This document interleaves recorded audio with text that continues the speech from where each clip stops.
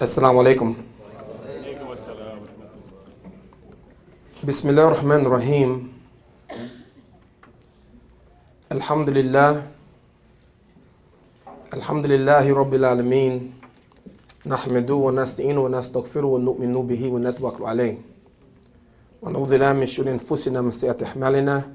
May yahdihillahu fala mudilla lahu wa may yudlil fala hadiya lahu. Nashhadu an la ilaha illallah wahdahu la sharika lahu. Wa ashhadu anna Muhammadan abduhu wa rasuluhu. Amma ba'd.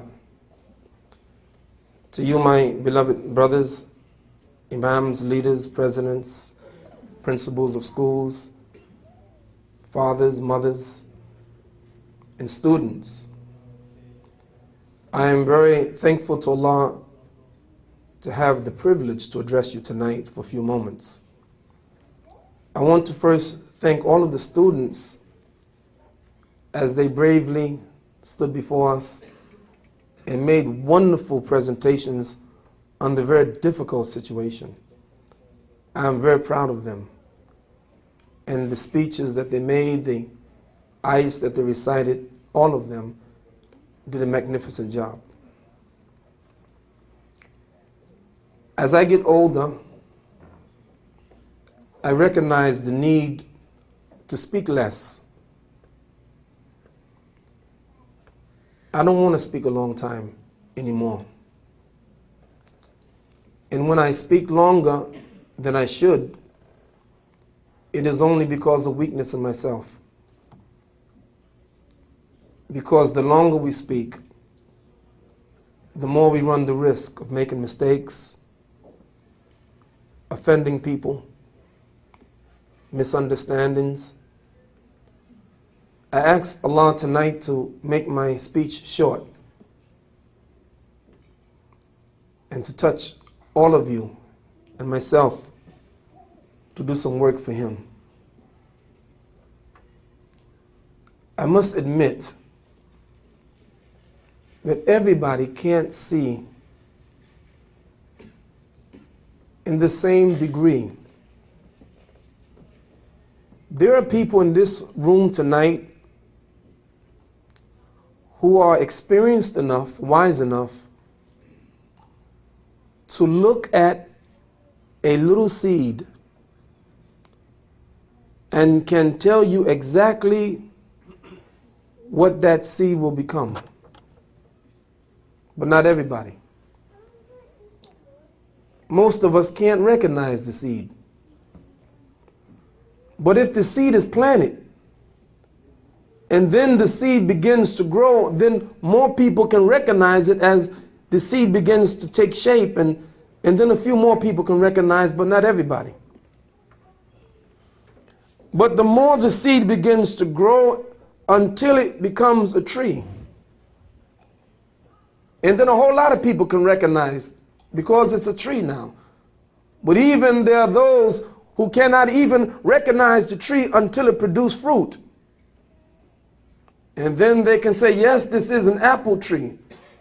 Came from an apple seed, because I didn't recognize the seed, but now I see the fruit and I know what it is now.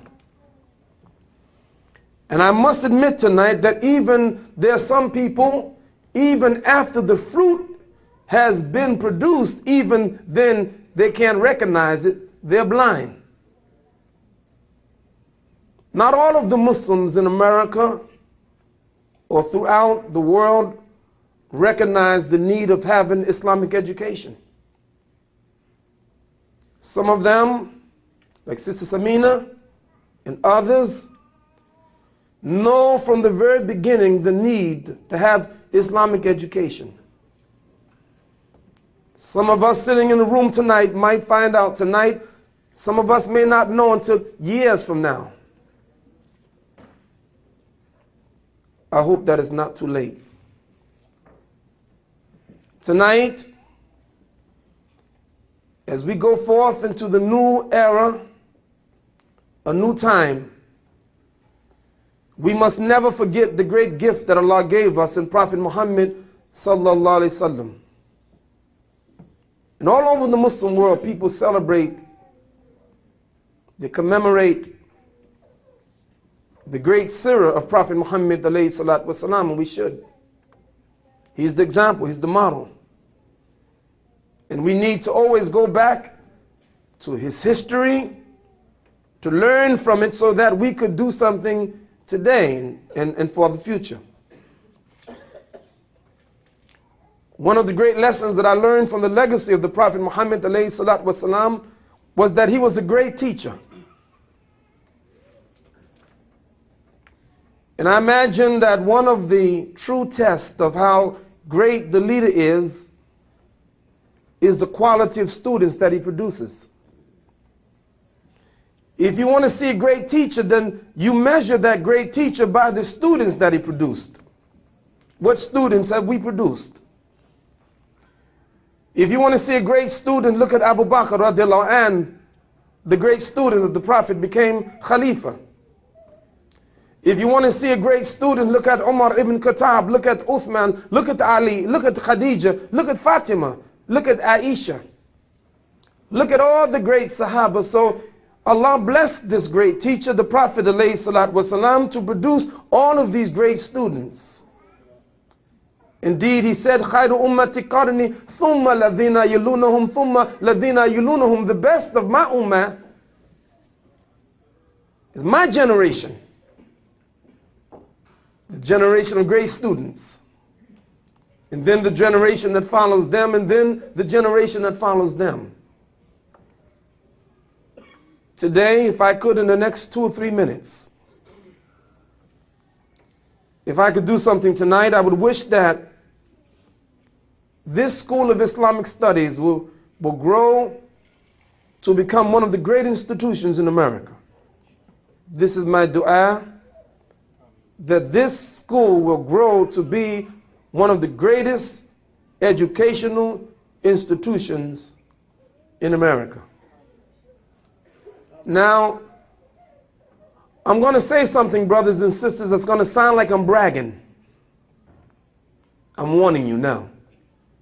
It's going to sound like I'm bragging, like I'm boasting. But I have to ask you a question.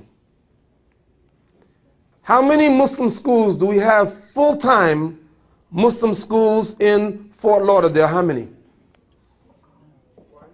One. How many full-time Muslim schools do we have in Miami? Some said one, some said none. Let's say one. In New York City, we have 17 full-time Muslim schools.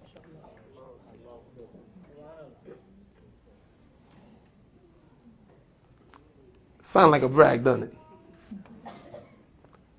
But it's not. I read in the newspaper, New York Post, 2 weeks ago, Monday edition, an article entitled "The Rise of Islam in New York City." And that article said that there are 100,000 Muslim students in New York City going to public school. Question: if there are 17 full-time Muslim schools in New York City, and each school has a population or enrollment of 350 students, which they don't, how many students in New York City going to full-time Muslim school? I see you taking out your calculator. No more than 5,000. Give us the figure. 5,950 students going to Muslim schools. That means that less than 5% of the Muslim students in New York City go to full-time Muslim school. The rest go to public school. So on the surface, 17 sounds like a lot. But in reality, 17 is nothing compared to what we need. Now, brothers and sisters, I'd like to leave with you tonight an attitude. I once read a book, and this man said that the most important knowledge that a person can ever get is the knowledge of themselves. I respectfully disagree.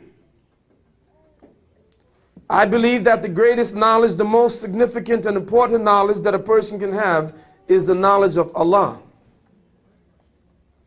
The most important knowledge that we can have is the knowledge of Allah. For once we understand Allah and understand, then we can understand ourselves. But we must begin with the knowledge of Allah. And tonight, for a few moments, I'd like to leave you with an attitude. I was in the city of Dallas, Texas last week, and I asked the audience, I'm going to ask you the same question. I said, if you could choose to be one of the companions of the Prophet, sallallahu alaihi wasallam, which one would you choose? Predictably, they said Abu Bakr. Others raised their hand and said Umar. Others raised their hand and said, I would be Ali. Some said I would be Aisha. Some said I'd be Fatima. Some said I would be Khadija. And all of them, they raised their hand saying that I would be, if I had the opportunity, I'd be this Sahaba. Predictable.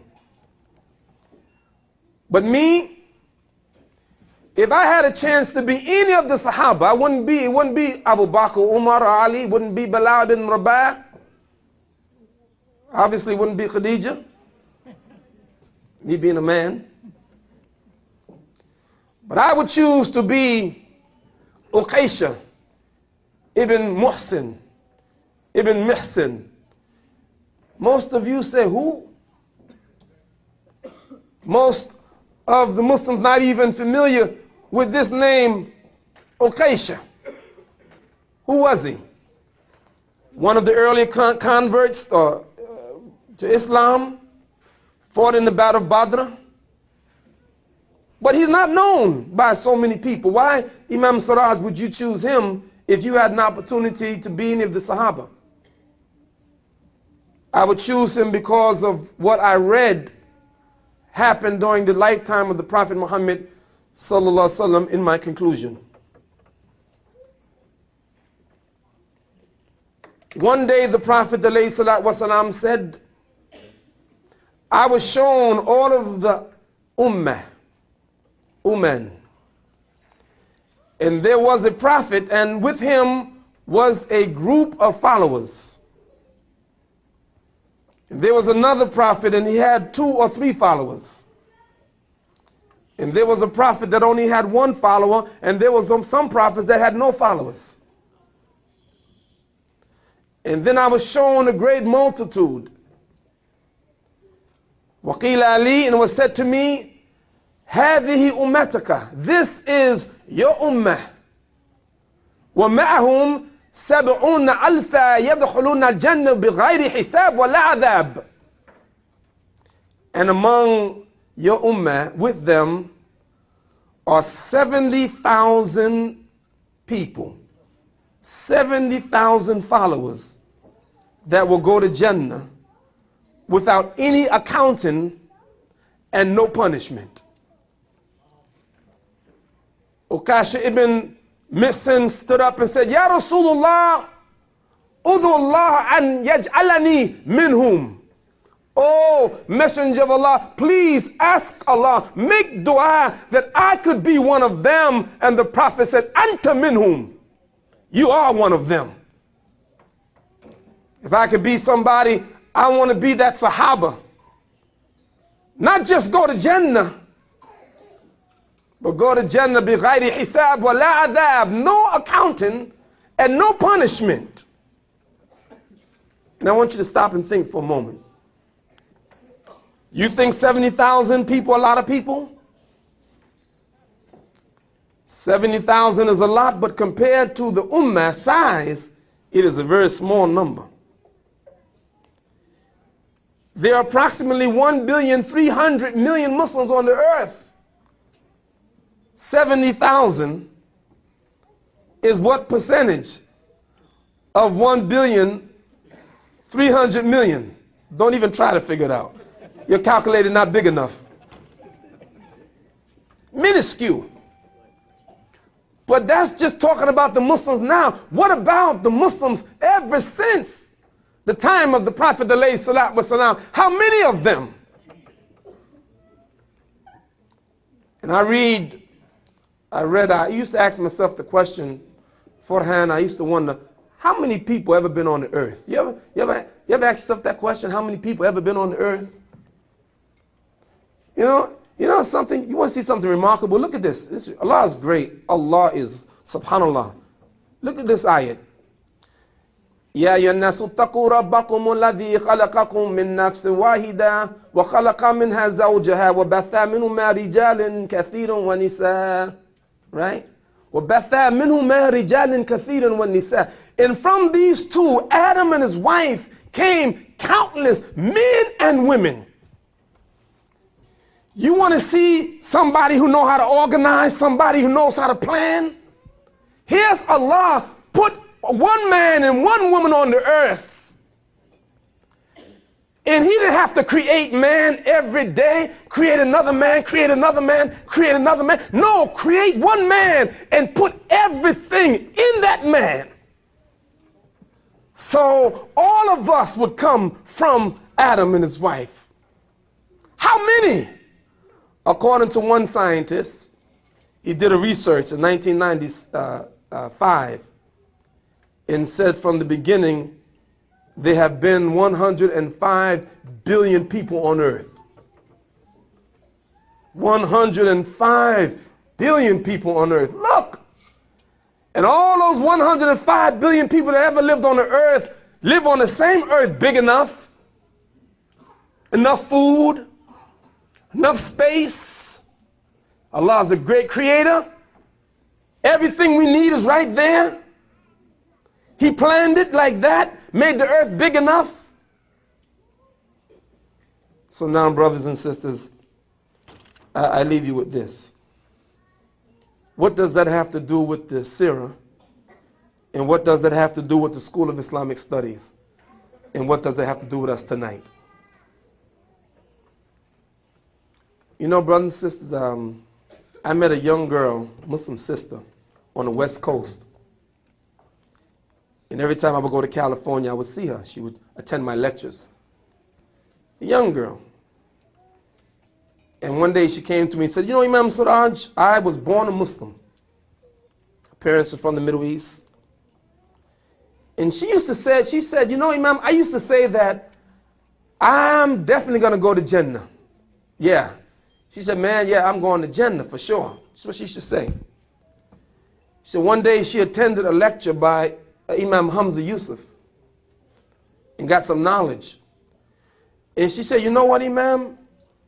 Ever since I attended that lecture, I said to myself, you know what? If I don't get myself together, I'm going straight to hell. You see, brothers and sisters, I want to leave you with an attitude. What attitude is that? We have to have the right perspective of Allah, the knowledge of Allah. And you know what? I used to be very confident about going to Jannah. Yeah. You might even say a little cocky. But I don't feel that way no more. I feel real humble. Yeah, Rabb, please. Because when I read the hadith, only 70,000 will go to Jannah without any accounting and no punishment. That means all the rest, inshallah, if they go, no problem, but there's a price you're going to have to pay. You're going to have to do some accounting. And some of us going to have to receive some punishment. So I leave you with these words of the Quran. You know, I was on my way from London a couple of days ago. And it was an 8-hour trip, and I was preparing for my class. And as I was preparing for my class, I thought about the Jummah khutbah. And I thought about an ayah. I said, you know what? Tomorrow, I'm going to talk about this ayat in the Quran. But before I look up this ayat, I want to look up another ayat for my class. So I looked up the ayat for my class first, and the very next ayat I didn't know was the very ayat I was looking for. Right? So I jotted it down. And when I got out of the plane in New York City, I got in my car, my driver picked me up, and I had a cassette of the Quran. And I put it in my car, turned it on, and guess what ayat came? The same exact ayat, and this is the ayat. and then we finish. أعوذ بالله من الشيطان الرجيم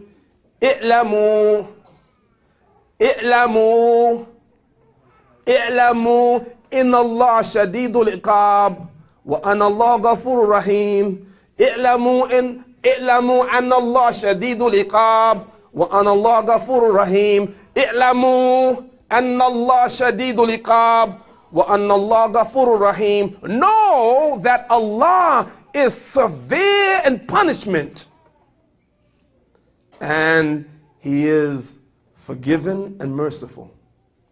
Know, have knowledge, know that Allah is severe in punishment, and know that Allah is forgiving and merciful. Why do I say that?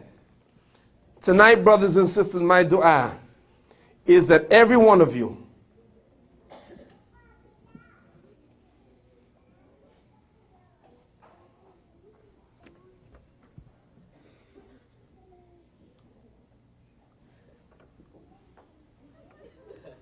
and your children be blessed to go to Jannah.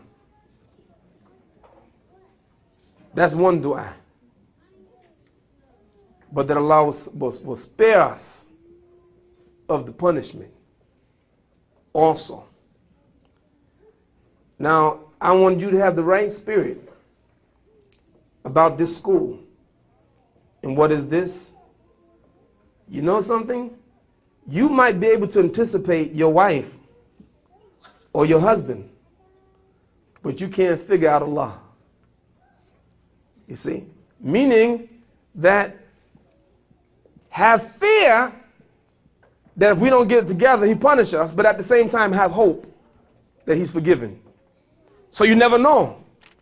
Don't be so confident to think that we got it made, but be full of hope that He will bless us. Have the balance.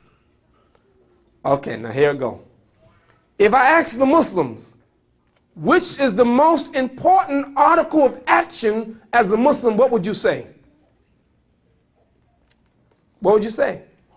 Of the articles of faith, of action, which is the most significant, the most important? Salat. Anyone would say that. Man tarakaha faqad kafar. Whoever leads off salat, they disbelieve. So the Prophet said. So they would say salat. If you ask the average Muslim, which would be the first thing Allah is going to judge us on Yawm al-Qiyamah, we would say, it's the salat. So it's the salat that is significant. Question. Does every Muslim have to give zakat? Every Muslim? No. There are some Muslims who are needy, who need zakat. Must every Muslim fast? No. Some can't do it. Some are sick. Some are too old to fast. So every Muslim don't have to fast. Must every Muslim make Hajj? No. Whoever has the ability to go there, but every Muslim don't have to make Hajj. Every Muslim don't have to give zakat. Every Muslim don't have to fast. But does every Muslim, must they pray? Yes. And when you read the Quran, وَمَا سَلَكَكُمْ فِي سَقَرٍ, and what has gotten you into hellfire? لَمْ نَكُمْ مِنَ الْمُصَلِّينَ, we are those who didn't pray. So there are people going to be wind up in hellfire because they didn't what? They didn't pray. Now, brothers and sisters, I'm almost finished. Can you give me 3 more minutes? You're not saying anything. You're not going to give me 3? If you don't give me 3, I'm going to take 5. No, I'll take 5. Take 10. Do I have 15? No. I wanted to say this, and brothers and sisters, I want to put things in perspective for you, that's all. I just want to put things in perspective. I read a hadith that scared me. I must admit, it scared me. Kind of helped me get myself together. The Prophet Muhammad ﷺ said, if there is some Muslim on Yawm al-Qiyamah who owes zakat, have gold and silver, and didn't pay the zakat, Allah will heat up the gold and silver in the fire of hell until it becomes so hot that Allah would brand the person who didn't pay zakat on his forehead, on his side, and on his back. And when the brand becomes cool, he will put it back again in the fire of hell and heat it again, and then place the heat brand on the forehead, in the back, and on the side. And when it cools, then he would heat it up again, and he would do it again. And when it cools, he would heat it up again. How long? A day. How long the day? 50,000 sana. 50,000 years. Until everybody's judged. Now I started thinking, wait a minute, Judgment Day.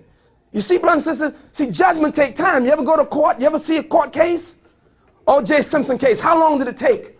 All these famous cases, how long it take? Because you have to have witnesses. See, judgment takes time. Because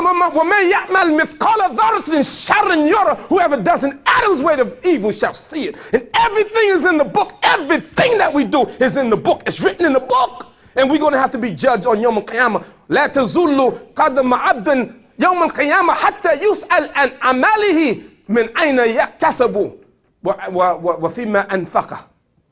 The son, the feet of the servant of Allah will not move on the day of judgment until he is asked many things. One of them is, how did you earn your wealth?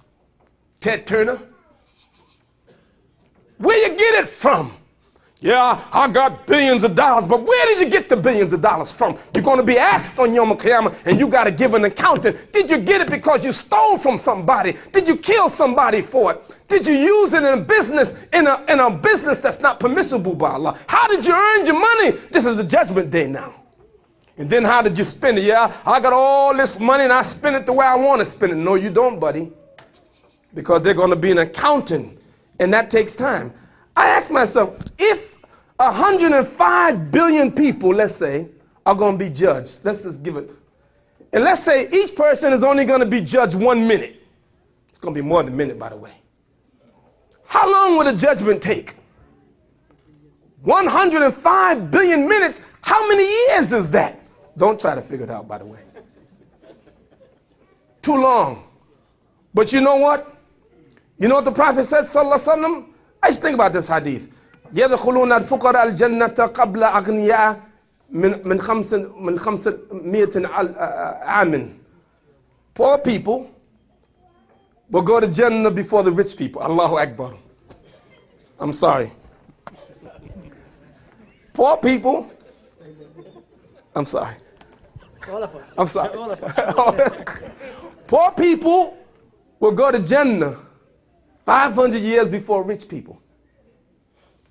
So you say, so what? Big deal. You see, it is a big deal if you're just chilling for 500 years. You know, oh, you don't know what I mean by chilling.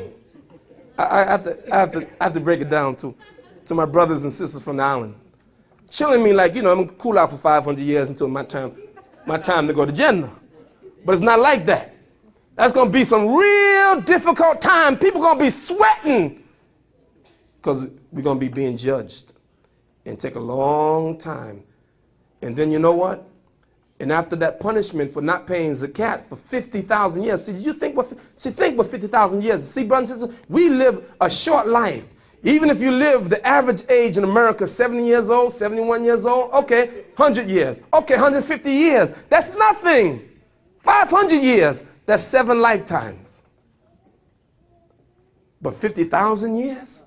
And then, after the 50,000 years of that punishment, then you will be shown your place in either the heaven or the hell.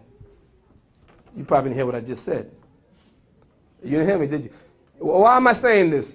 I'lamu anna Allah shadidul iqab. Know that Allah is severe in punishment. Allah is not playing. Allah is real.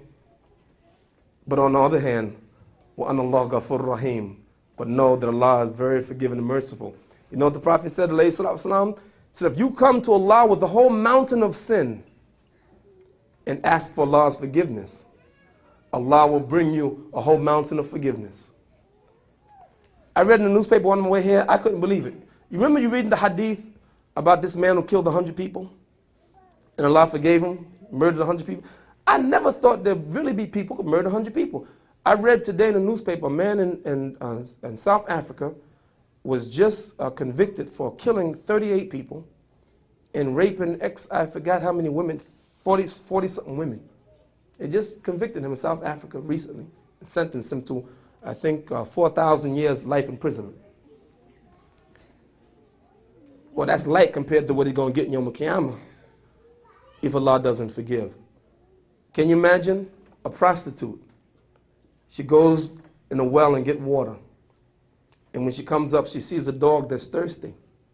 And she climbs back in the well, take off her shoe, and put water in the shoe. Put the shoe in her mouth, climb out of the well, and give water to a dog. She didn't give water to a prophet or Muslim or even a person. She gave water to a dog, and Allah forgave her sins. وَأَنَّ اللَّهَ غَفُورٌ رَحِيمٌ. You can't figure it out. See? Allah's severe punishment, and He's also Ghafur Rahim. He's very forgiving and merciful. You can't even count how merciful He is. So tonight, brothers and sisters, I ask you this. I thank the organizers for inviting me. I tell you why. I believe on Yom Kippur that if we just made intention tonight to do something for Allah, Allah will help us and make our burden less. I believe that. And therefore, I thank the organizers for inviting me to take part of this. You should do the same thing. May Allah bless you and increase your wealth as a result of you giving for Allah subhanahu wa ta'ala. May Allah give you that much more and bless you always with the ability to give, inshallah. And may Allah make your accounting easy on Yom Al-Qiyamah, inshallah. And may Allah subhanahu wa ta'ala bless you and your family to be among those who go to Jannah, inshallah, with little accounting. Well, alhamdulillah, jazakallah khairah.